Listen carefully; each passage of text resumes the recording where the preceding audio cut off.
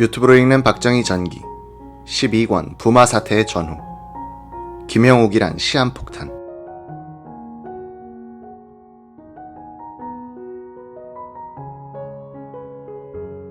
(1977년 1월 12일) 박정희 대통령은 연두 기자회견에서 대북 식량 원조를 제안했다. 북한의 식량 사정이 매우 심각한 것이 사실인 것 같습니다. 우리는 재작년인 1975년부터 주곡인 쌀과 보리는 자급자족합니다. 작년에 우리는 쌀 3,600만 석을 생산했는데 이는 1960년에 비교하면 58%를 증산한 것이며 일제 때 남북한 전체 생산량의 2배입니다.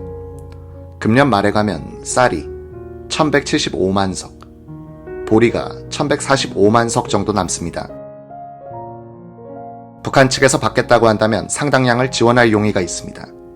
하나 이해가 안 가는 것은 북한에서 식량 소동이 나고 있지만 전쟁용 비축 식량을 풀어 먹이지 않고 있다는 점입니다. 그 14년 전 1963년 10월 5일 김일성은 김일성 군사대학 제7기 졸업식에서 한 연설을 통해서 대남 식량 원조를 제안한 적이 있었다. 우리는 5, 6년 전부터 쌀을 사오지 않습니다. 남조선 군대들이 먹는 양식은 다 미국 잉여 농산물입니다. 남조선에서 박정희가 중농 정책을 쓰고 자립 경제를 건설하자는 목소리가 울려나온 것만 해도 좋습니다. 우리는 그것을 찬성합니다. 그러나 그 자립 경제는 미국과 일본의 돈을 꽈다가 해서는 안 됩니다. 그렇게 하면 식민지로 됩니다. 우리 북반부와 합작을 해야만 자립 경제가 됩니다. 2006년 북한 노동신문 신년사는 식량 문제 해결을 가장 강조했다. 올해에도 농업 전선을 경제 건설의 주공 전선으로 내세우고 다시 한번 농사의 모든 역량을 총동원, 총집중하여야 한다. 쌀은 곧 사회주의다 라고 하신 위대한 수령님의 유훈을 강령적 지침으로 삼고 온 나라가 농업 전선에 한 사람같이 떨쳐나서야 한다. 우리는 올해 농사를 본때 있게 지어 사회주의 조선의 대지에 오곡백과 주렁지게 하고 식량 문제, 먹는 문제를 원만히 해결하려는 당의 의도와 결심을 빛나게 실현해야 한다. 2006년의 북한은 43년 전의 김일성 시절보다 더 퇴보한 것이다. 반면 한국은 박정희 시절의 성장을 확대 발전시켜 지금은 음식 쓰레기와 비만이 사회적 문제가 되는 나라가 된 것이다. 더 큰 문제는 민족사 최악의 수구인 김일성 부자를 진보와 자주의 태양이라고 숭배했던 집단이 한국의 조종실에 들어가 국민들을 살찐 돼지로 만들고 북쪽의 야윈 늑대에게 뜯어먹히게 하고 있다는 점이다. 1972년 남북회담 때 남측의 간사 역할을 했던 당시 정보부 간부 정홍진 씨에 따르면 몇 차례 남북한 대표단 왕래로 해서 북한 측은 만나면 만날수록 우리가 손해라는 결론을 내렸다고 한다. 우리 기자들과 대표단은 평양에 가서 절망했으나 북한 측은 서울의 발전상에 놀랐기 때문이다. 이 회담을 통해서 김일성이 얻은 것은 남한이 북침 의도를 갖고 있지 않다는 것을 알게 된 점이라고 정홍진 씨는 말했다. 김일성이 1974년부터 사회주의 대건설이란 구호를 내걸고 평양에 고층 건물을 짓기 시작한 것도 그런 안도의 표현이었다. 북한은 자본 도입에도 적극적으로 나서 1973년에는 서방 차관 도입액이 3억 7,500만 달러로 소련 차관의 3배를 넘었다. 1960년대에 군사 제1노선을 추구했던 김일성은 1970년대에는 경제건설에 중점을 두게 되는데 때가 늦었다. 무역 수지의 적자폭이 커지더니 1975년부터 외채 상환이 늦어지고 1976년부터는 외국 자본을 도입할 수 없게 됐다.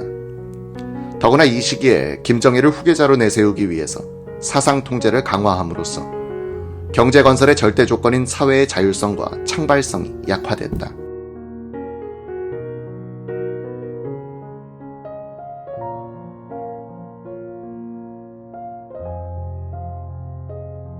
(1970년대) 초 김일성은 김정일을 후계자로 삼기 위한 여러 가지 무리를 범했다.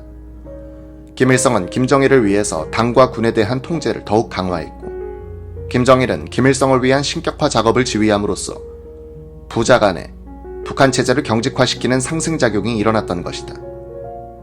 한국에 온 황장엽 씨에 따르면 1973년부터 후계자로 떠오르기 시작한 김정일은 권력 기반을 강화하기 위하여 아버지를 우상화하는 일에 매진하여 김일성과 북한 체제를 인격적으로나 정치적으로 망가뜨렸다는 것이다. 김일성은 주민들을 철저하게 조직하고 사상교육을 강화해갔다. 그 결과 학교에서 실무 기술 교육을 받는 시간보다 이념 교육, 특히 김일성 가계의 소위 혁명 역사 교육을 받는 시간이 더 길어졌다. 1977년 미국 CIA는 남북한의 노동 생산성을 비교한 보고서에서 긴 사상교육 때문에 북한의 노동 생산성이 기술 교육을 위주로 하는 남한에 뒤지기 시작했다고 핵심적인 지적을 했다.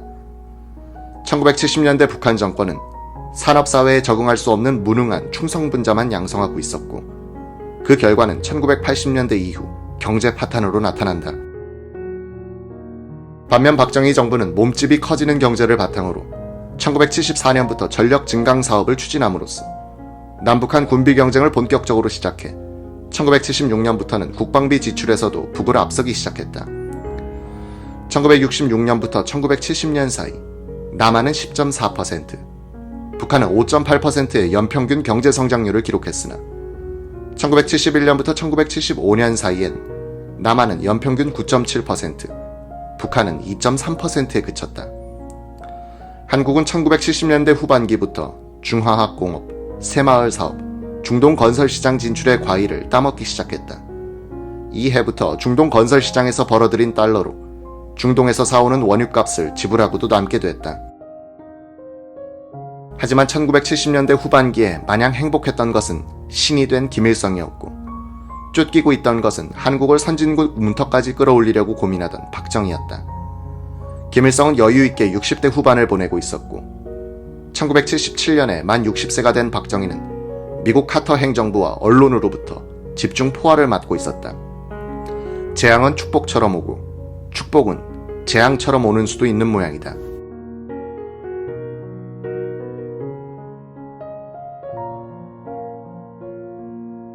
김대중 납치 사건이 이유락 씨의 실각을 가져왔듯 1976년 미국에서 터진 박돈선 로비 사건으로 이해 12월 4일 신직수 정보부장이 개각돼 물러나고 김재규 건설부 장관이 후임으로 정보부장에 임명됐다.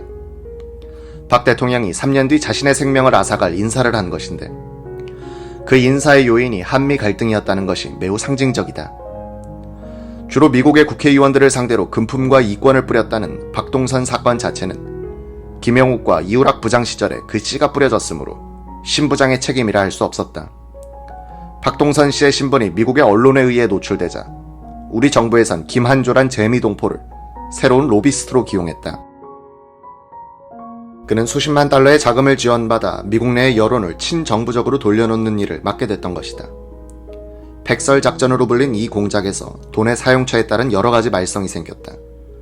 김 씨와 서울 사이의 연락을 책임지고 그를 감독한 사람이 주미 한국 대사관 1등 서기관인 정보부 요원 김상근 씨였다. 김상근 씨는 1976년 11월에 즉시 서울 본부로 귀임하라는 명령을 받았다. 11월 23일 그는 27일에 대한항공기 편으로 서울로 가겠다고 보고하고 다음날 뉴욕으로 갔다. 거기서 김상근 씨는 옛 상사로서 미국에서 망명객이 되어 있던 전 정보부장 김영욱을 만났다. 김영욱은 김상근 씨에게 망명을 권했다. 돌아가면 처벌받을 것이라고 겁을 주었다. 이틀 뒤 김영욱은 뉴욕 라구아디아 공항 근처에 있는 홀로데이인의 커피숍에서 김상근 씨를 만났다. 곧 미 FBI 요원 3명이 나타났다. 김영욱이 미리 연락을 해놓았던 것이다. 이렇게 하여 김상근의 미국 망명이 이루어졌다. 그 뒤 김 씨는 미국 의회에 나가서 한국 기관의 대미 공작 등에 대해 많은 말을 하게 된다. 김형욱은 뉴욕타임즈에 김상근 씨의 망명을 귀뜸해줘 이 사건을 시끄럽게 보도하도록 만들었다. 신직수 씨가 해임된 것은 이 망명 사건 직후였다. 신임부장 김재규의 눈에는 1973년 4월부터 미국에 머물던 김영욱이 시한폭탄처럼 보였을 것이다. 6년간이나 정보 책임자로 있으면서 박 대통령과 박 정권의 어두운 면에 대해서는 누구보다도 많은 정보를 갖고 있는 김영욱. 그가 한국의 공권력이 미치지 않는 외국에서 성난 늑대처럼 웅크리고 있는 것이 김재규로서는 마음에 걸리지 않을 수 없었다. 정보부장 취임 한 달 만인 1977년 1월 17일 김재규는 김영욱에게 자필 편지를 보냈다. 각하께서는 그 친구가 돌아온다면 얼마나 반가운 일인가. 자유롭게 왕복한다면 남이 보아도 좋고 본인은 얼마나 떳떳하겠는가. 또 돌아와 일하겠다고 하면 원하는 중책도 맡기지 하시더군요. 김상근 망명이란 불상사에도 불구하고 김 부장께서 다시 조국으로 돌아온다고 한다면 이 얼마나 의의 깊은 일이겠습니까? 2월 14일에도 김재규는 사신을 보냈다. 사필 규정을 신념으로 삼고 지금까지 지켜온 김 부장의 침묵을 귀국이라는 행동으로서 깰 때가 됐다고 확신하고 있습니다. 싱긋이 웃으며 김포공항에 트랩을 내리는 김 부장의 그리운 모습을 생각하면서 박 대통령도 미국에 들르는 고관들을 통해 여러 번 김영욱의 귀국을 종용했다. 김영욱은 미 의회에서 백두신 전 국무총리, 정일권 전 국무총리를 비롯해 장경순, 홍종철, 김동조 씨 등이 나에게 귀국을 권유했고 멕시코 대사직까지 제의했었다고 폭로했다. 1977년 3월에는 김종필 전 총리가 샌프란시스코 근방에서 3일간 육사 동기생인 김영욱과 같이 골프를 치며 귀국을 종용했다. 이런 시도는 다 수포로 돌아갔다. 그 사이 김영욱은 비수를 갈고 있었다.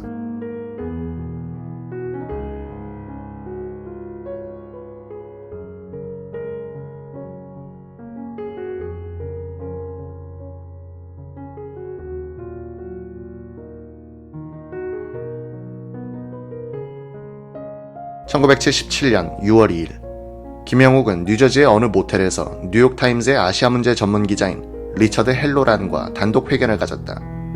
김 변호사가 통역을 맡았다. 김영욱은 이 회견에서 자기가 중정 부장 시절 기용했던 박동선 씨의 과거에 대해서 언급하고 박 정권을 신랄하게 비난했다. 그러나 카터 대통령의 주한미군 철수 계획에는 반대한다고 했다. 이 회견 내용은 6월 8일자 신문의 일면 기사로 그 다음날엔 속보 형식으로 크게 보도됐다. 아마도 가장 큰 충격을 받았던 것은 김재규였을 것이다. 김재규는 김영욱이 내친 김에 6월 22일에 미 하원 국제문제위원회, 즉 프레이저 청문회에 나가 증언하기로 했다는 정보도 입수했다. 발등에 불이 떨어진 격이었다. 1977년 6월 8일 정보부 뉴욕 분실장 손호영 씨는 정보부 본부로부터 긴급 전문을 한 통 받았다. 6월 5일자 뉴욕타임스 헬로란 기자와 인터뷰하는 자리에서 김형욱은 박동선이 KCIA 정보원이었다고 주장하면서 대통령 각하에 대한 비난도 서슴지 않았다. 김형욱의 발언으로 다음과 같은 사태가 발생했음. 하나, 국내 언론이 6월 7일자로 이를 보도. 둘, 문공부 대변인이 부인 성명 발표. 셋, 정일권 국회의장도 부인 성명 발표.